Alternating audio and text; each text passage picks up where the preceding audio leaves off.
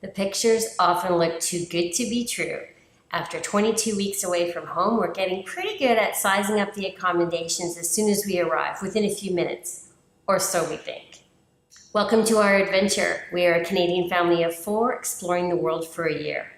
Our plan is to visit 4 continents, 18 countries, and 32 cities. Follow along for weekly videos posted every Sunday. And don't forget to hit subscribe on my channel devoted to creative wandering. In addition to videos about travel and creative projects, see my video about how you can help me design an epic creative retreat.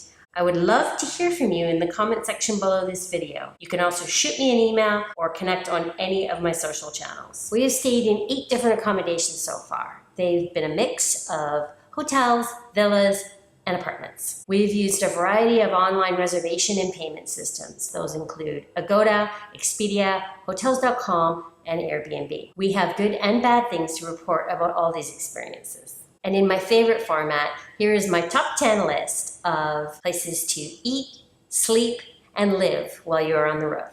Number 10, use the service that best matches your needs. For example, in Asia, Agoda is reported to be the best online booking system. I like Expedia.com because I can set the parameters just the way I want, and I like the descriptions that they give. My husband gets hotel night stays on Hotels.com, so he likes that.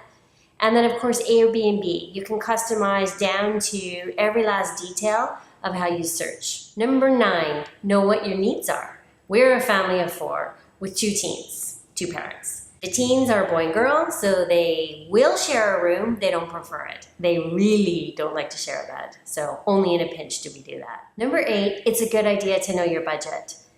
I find that different sites let you break down the total cost of what you're looking for in different ways. And some will let you change currencies. I obviously prefer to look in Canadian dollars. I'll look in US dollars in a pinch. If the only search function is in their local currency, I don't stick around.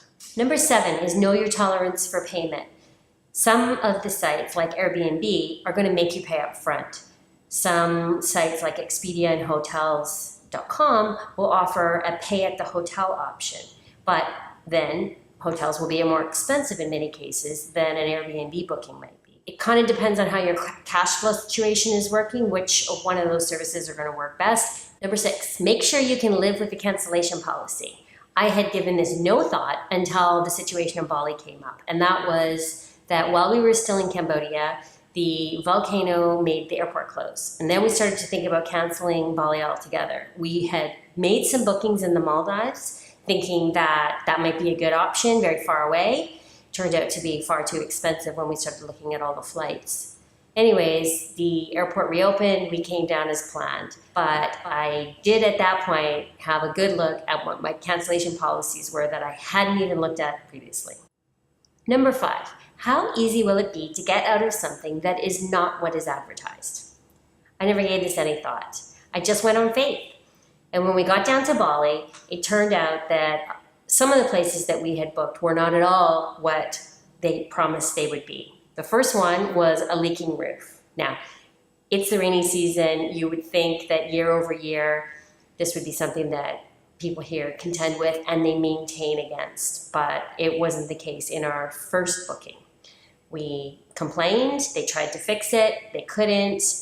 We checked out, we found another place, and they refunded the rest of our night stays. Then the last place that we were at, turned out the water pressure was so low, they actually couldn't have a hot shower because there was no water coming out of the tap. And again, we had booked in for 2 weeks, so we ended up staying 3-4 nights, found another accommodation where we are now, and we got our money refunded. Both of those instances were with Airbnb, and I think it's not really so much the reservation system in that case as it is the hosts that you're working with. Again, I think we were lucky. Number 4, be ready to spend some money if things go wrong.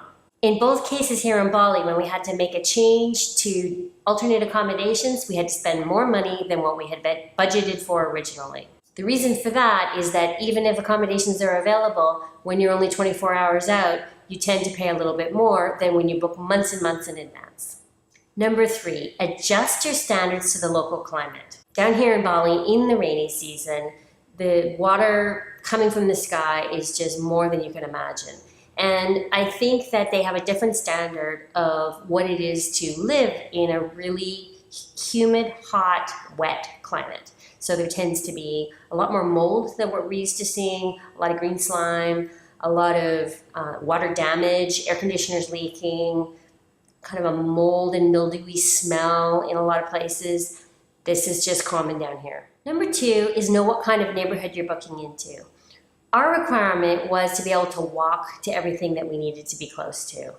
And in cases where we weren't able to walk, in bigger cities like Barcelona, we were close to the metro, and that was really important. This will make your experience far more enjoyable and far less expensive if you know what you're getting into. Number 1 is, rarely is the accommodations going to be as nice as the pictures, and you get what you pay for. If you are pleasantly surprised by what you find, then you won the lottery. I just settle for everything is up to my standards. But when you see a cockroach come crawling out of the drain, it's time to hit the road.